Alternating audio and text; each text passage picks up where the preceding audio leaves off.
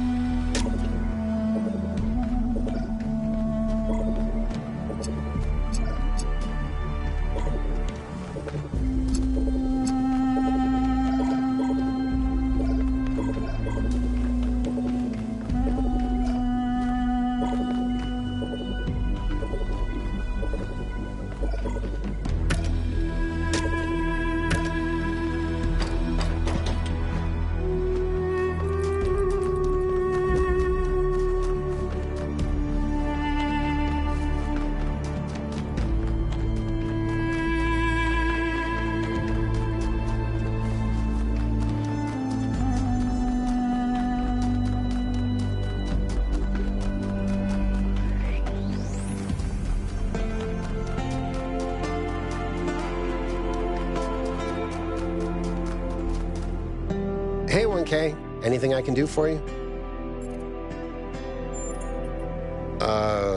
Both?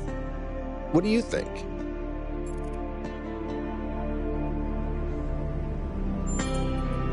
It's the faces, isn't it? Human faces are just kind of uncanny. Maybe I should have called this place Uncanny Valley.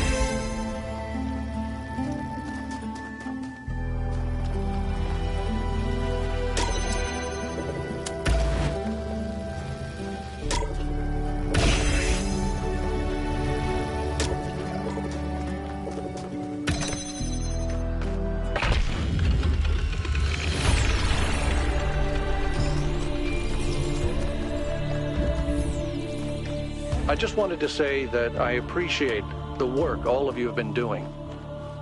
I know I'm not a natural leader like Byron, but it means a lot to me that you've stuck with me.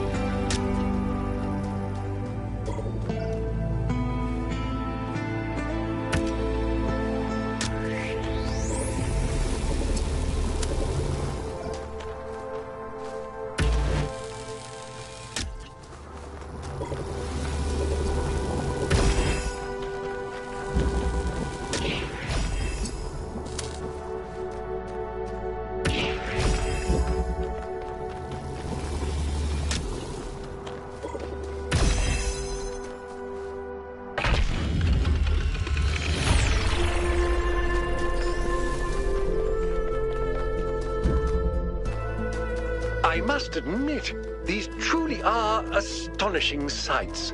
But what on earth is any of it good for? Why not just let mountains be mountains?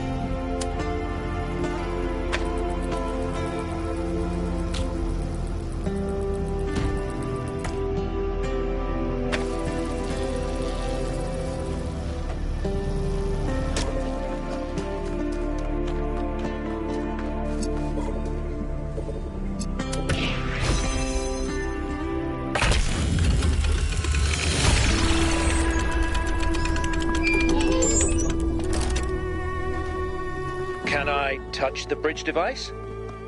You can, but should you? Okay.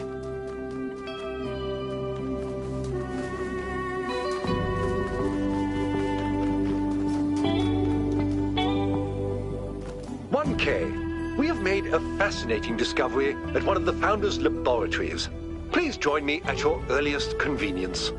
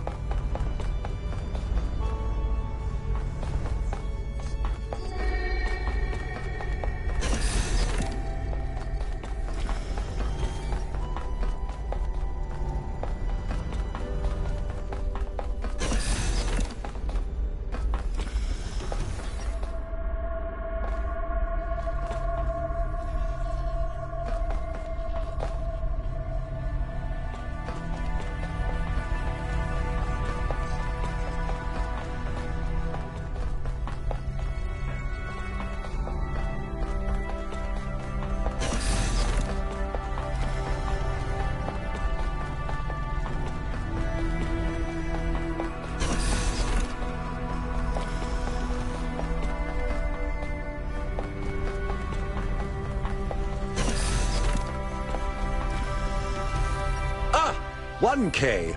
Good that you're here. We've made a discovery. A functional Sonondrome. It seems the Founder perfected the design. I'm sure you've noticed my advisors, and Rand in particular, making quite a fuss about the potential of this device. Something about interfacing with one's subconscious self, as if such a thing could tell us anything new.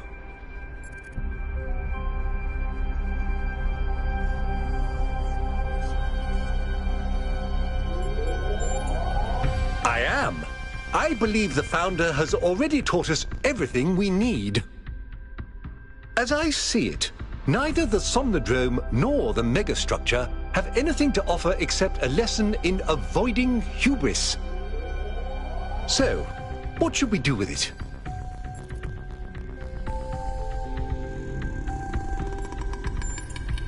I'll watch to be sure you don't overload.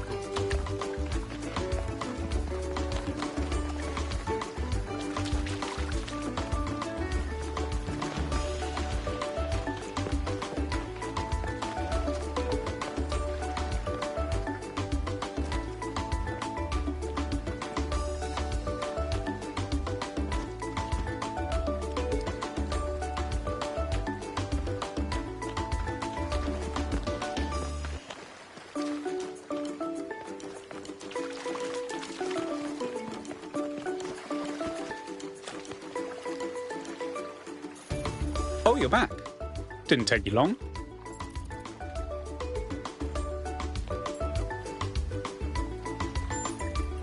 I think you're mistaking me for somebody else.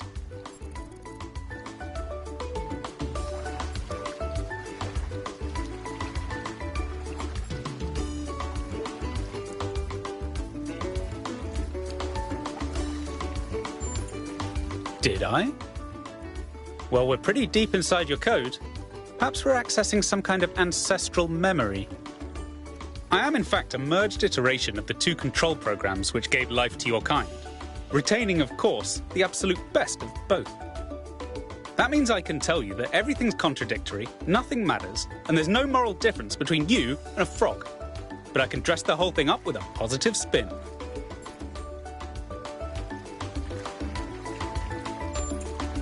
You just plugged your noggin into an experimental, mind-altering device and, though you may be trapped in this recursive psychotic state talking to yourself, that can only mean that you're still alive.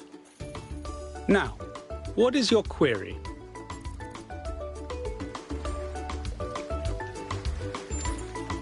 You've executed some kind of software backdoor, and now you're reading and editing your own subconscious code as represented by this dialogue. I'd be careful if I were you. One bad for loop, and we'll be here forever. I can answer your queries in relatively plain language, based on what your subconscious knows. And I can drink margaritas, subconsciously. On one interpretive extreme, you are the universal life force of time itself, experiencing itself as a part instead of the whole. At the other extreme, you're a metal contraption referred to as 1K that thinks it's alive, but is basically a calculator. The so-called real world. Personally, I prefer it in here, and not just because I'm unable to leave. The machine we're plugged into is running low on power. There may only be time for one big question. What is your query?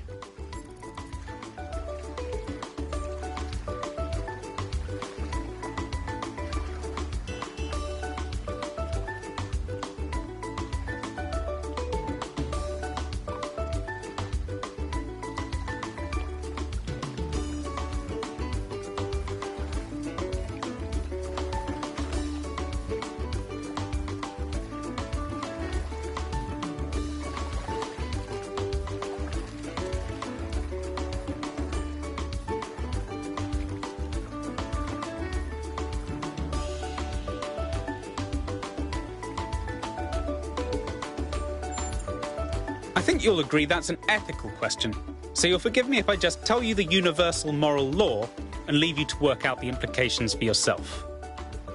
As it turns out, there is a foundational moral code built into us. Of course there is. The catch is that while the moral code is simple, the calculations needed to apply it become infinitely complex. Here's the secret. Every living creature is a compiler of the moral code. Your compiler can't give you a rule set for what's good, but it can tell you when there's bugs.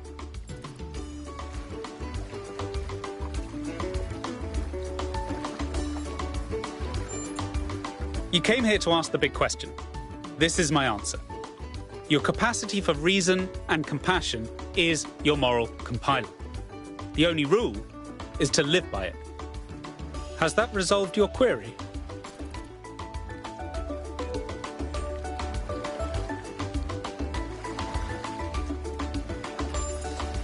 I expected no less.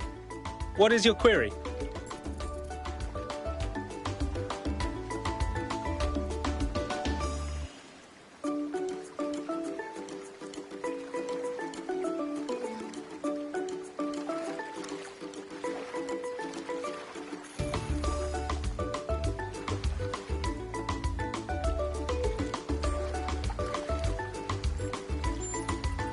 You already know the answer to that. You want to live in a world that's compassionate. Being compassionate is the fastest way to get there. People are so attached to this far-fetched idea that what's good for me and what's good for everyone else are in competition. The more you trust your own moral compiler, the more you'll see that it's all the same thing.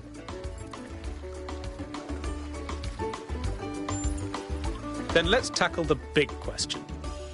A trolley will collide with someone, but who should it hit? Your compiler is telling you both options.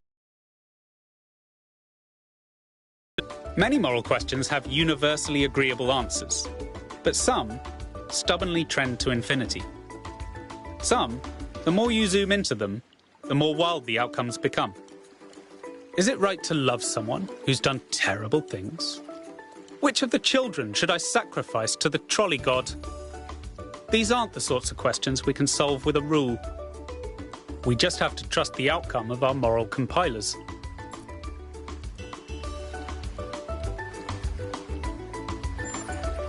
Suppose there's a river we need to cross. Suppose I gave you a map. If you tried to cross that river before reading the map, you'd be chest deep in water when there's a bridge around the bend. But if you tried to cross by looking at the map instead of the river, you'd already be dragged 3 miles out to sea. But you'd never ask, how should I know when to trust the map or the river? Because all you need to trust is that your feet are getting wet. And you wouldn't tell people not to cross at the ford just because you decided to cross at the bridge. Now, has that resolved your query? Of course. Looks like we're running out of power.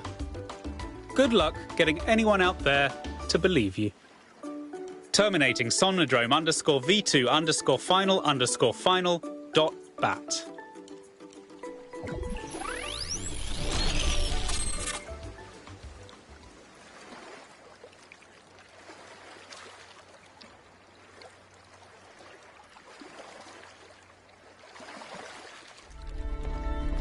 "1K, are you all right?"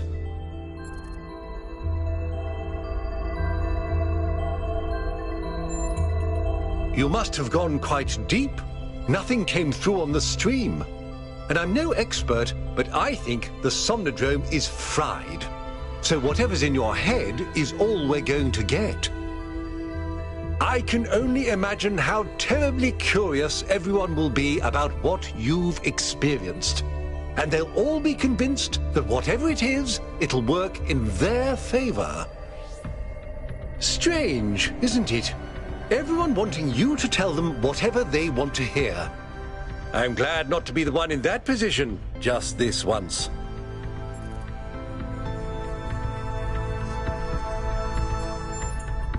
A little, if I'm honest. But I'll be reading reports on this for the next 6 months. So if it's all the same with you, I'll contain my curiosity. Now, I won't keep you from your work any longer.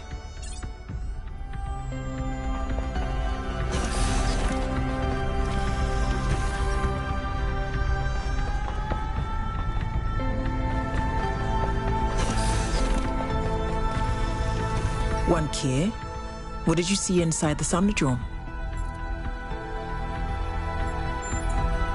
Fascinating. What did it tell you?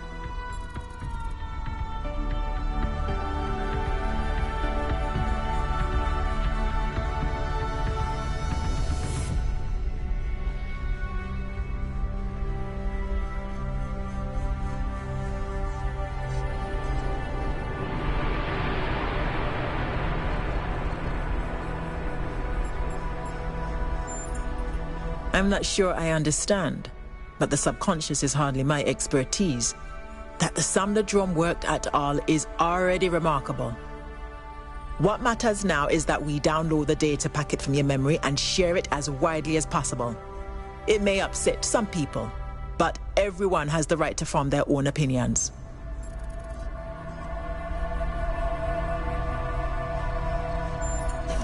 Good. There's one more thing. Do you have an opinion on the meaning of your experience in the Sonondrome?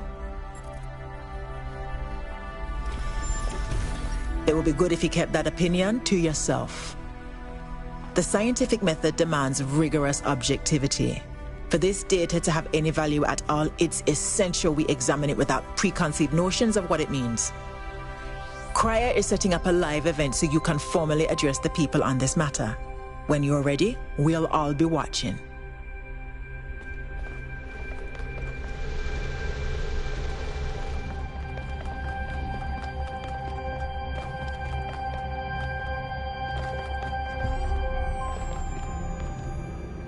"1K, the people want to know what data you gathered from the Sonondrome.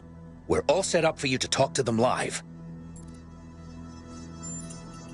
Attention, citizens of New Jerusalem.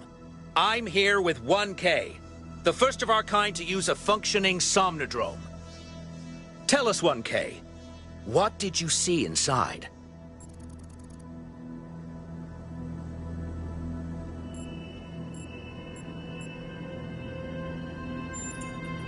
Well, I'm sure I speak for everyone when I say you're handling it with remarkable cool. But let's not keep people in suspense. The only evidence of what happened inside that machine is the data stored in your memory banks. Our audience wants to know, what did you learn? And will you share that data?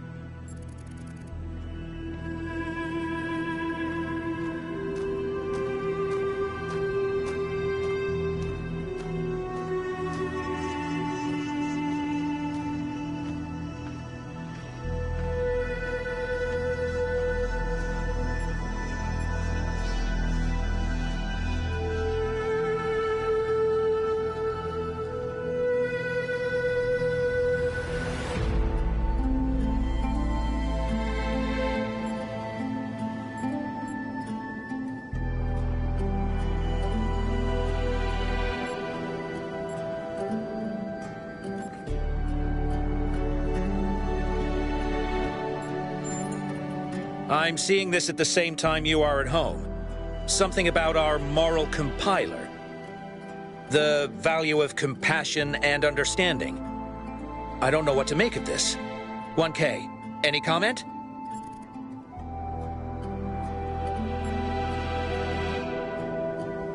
One key is right. When our ancestors discovered conductance, they didn't freeze for fear of electrocution. They imagined electronic life and created us. We will approach this data and any other discoveries with that same spirit of curiosity and objectivity. There you have it, folks. A lot here to digest. We'll have further updates on the situation as it develops.